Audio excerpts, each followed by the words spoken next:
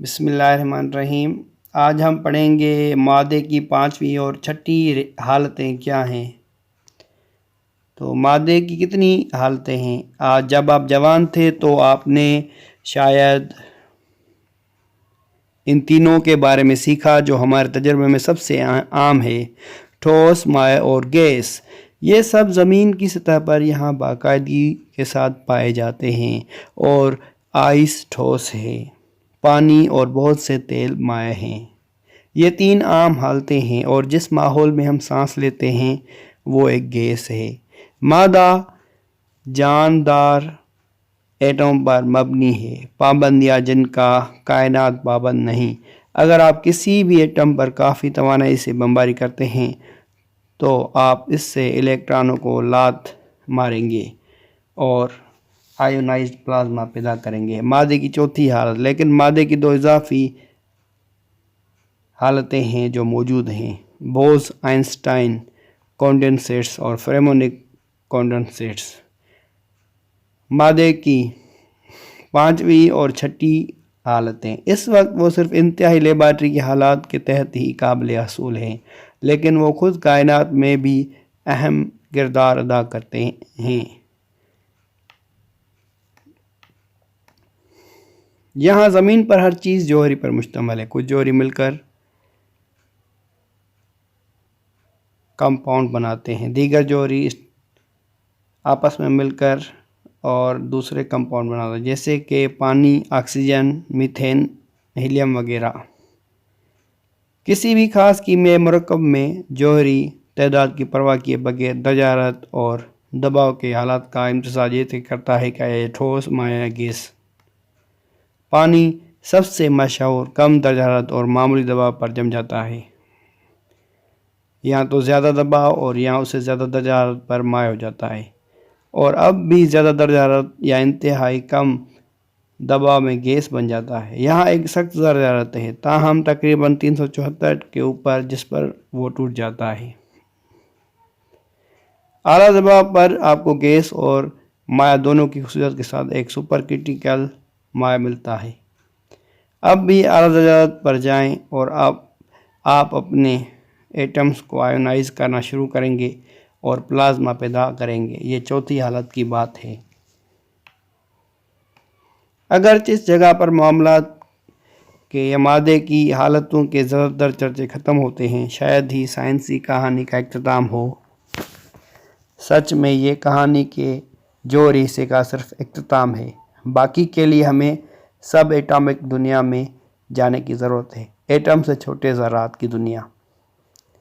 ہم ان میں سے ایک سے پہلے ہی مل چکے ہیں، الیکٹران، جو معیاری ماڈل کے بنیادی ذرات میں سے ایک ہے۔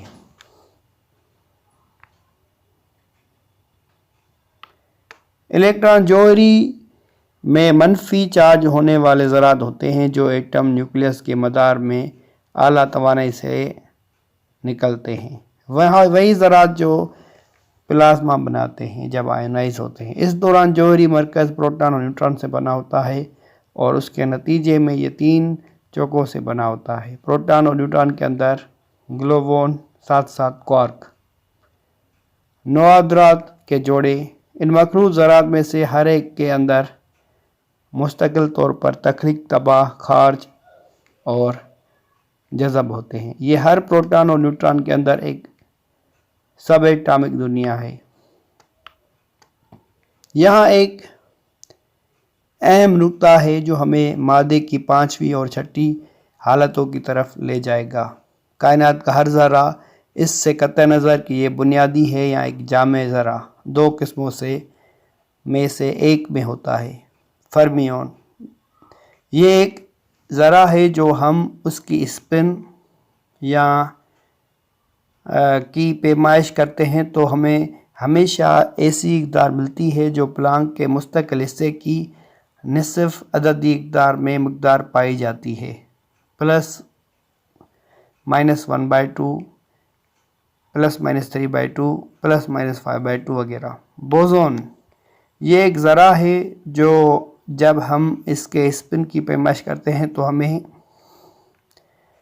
ہمیشہ ایسی مقدار ملتی ہے جو پلانک کے مستقل حصے کی عددی مقدار میں ہوتی ہے، +-1 +-2 وغیرہ۔ یہی ہے تمام معروفات کائنات میں کوئی ذرہ نہیں، بنیادی اجامہ جو کسی بھی دوسرے زمرے میں آتے ہیں۔ ہر چیز جو ہم نے کبھی ماپا ہے وہ یا تو فری مین یا بوزان کی طرح برتاؤ کرتا ہے۔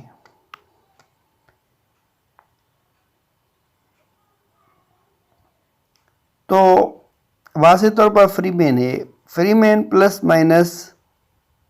اسپن الیکٹران پروٹون نیوٹران جن میں سے ہر ایک 3 چوکڑوں پر مشتمل ہوتا ہے۔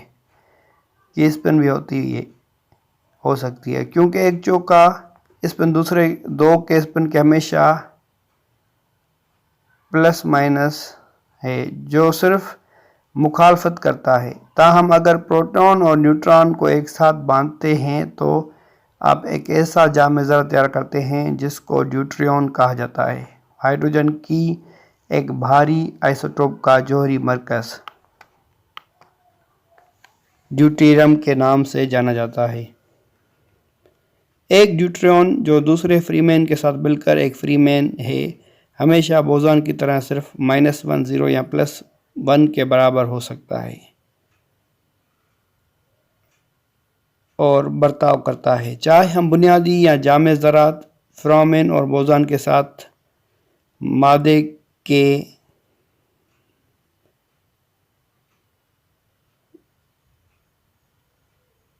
بوزان کی اسپن قدر رہے ہو یا تو ایک دوسرے کی کلیدی فرق کی نمائش کریں گے۔ ہاں ان کے گھماؤ الگ الگ ہے لیکن اس فرق سے حیرت انگیز نتیجہ برآمد ہوتا ہے۔ فری مین پالیز ایکسکلوژن پرنسپل کے اصول کی تعمیل کرتا ہے، بوزان نہیں کرتے۔ پالیز ایکسکلوژن پرنسپل جو ہے وہ ایک کلیدی بنیاد میں سے ایک ہے جو کہ ایٹم میکینکس کے ابتدائی دنوں میں دریافت کیا گیا تھا۔ اس میں کہا گیا ہے کہ کوئی 2 فری مین ایک دوسرے کے جیسے مطابق کوانٹم حالت پر قبضہ نہیں کر سکتے۔ یہ وقت عمل میں آتا ہے جب ہم مکمل آئونائزڈ جوہری نیوکلیس پر الیکٹران ڈالنا شروع کر دیتے ہیں۔ پہلا الیکٹران سب سے کم توانائی کی ترتیب پر جائے گا، زمینی حالت۔ اگر آپ دوسرا الیکٹران شامل کرتے ہیں تو یہ زمینی حالت تک اترنے کی کوشش بھی کرے گا، لیکن پتہ چل جائے گا کہ اس پر پہلے ہی قبضہ ہو چکا ہے۔ اس کی تشکیل کی توانائی کو کم کرنے کے لیے یہ اس حالت میں گرتا ہے، لیکن اس کی اسپن کو الٹ کرنے کی ضرورت ہے۔ تو پہلے آربٹ میں جو الیکٹران آئیں گے وہ 2 آئیں گے، ایک کی اسپن ہوگی +1/2 اور دوسرے کی اسپن ہوگی -1/2، اور اس لحاظ سے باقی جو ایٹمز کے مختلف مدار ہیں ہم ان کو بھرنا شروع کریں گے۔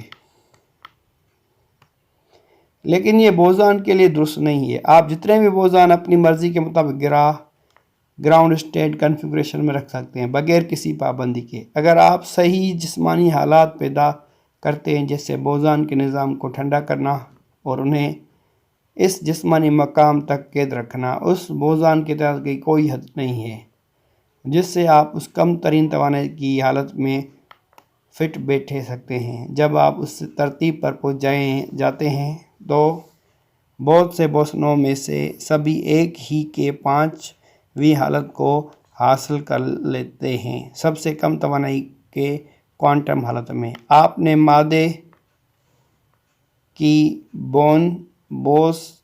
بوس آئنسٹائن کنڈنسیٹ حالت حاصل کر لی ہے۔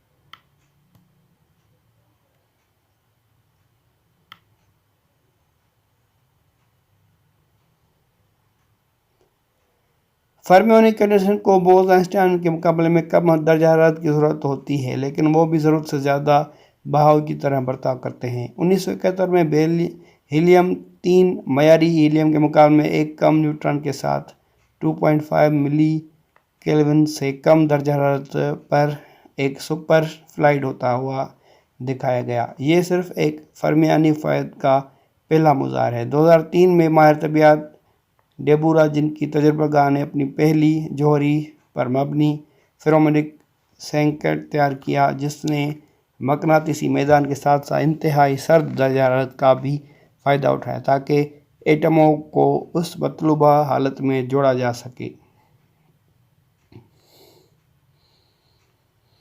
ٹھوس، مائع اور گیس مادے کی 3 معیاری حالتوں کے علاوہ آئونائزڈ پلازما کی اعلیٰ توانائی کی حالت موجود ہے، جہاں ایٹم اور آئنوں کے پاس بجلی کے غیر جانبدار ہونے کے لیے بہت کم الیکٹران موجود ہوتے ہیں۔ تاہم انتہائی کم درجہ حرارت پر ذرات کے 2 بنیادی کلاسیں بوزون اور فریمین اپنی اپنی مخصوص انداز میں ایک ساتھ مل کر گھل مل سکتی ہیں کی 5ویں، جس سے بالترتیب بوز آئنسٹائن یا فریمونک سنگ بندی پیدا ہوتی ہے اور مادہ چھٹی حالت میں چلا جاتا ہے۔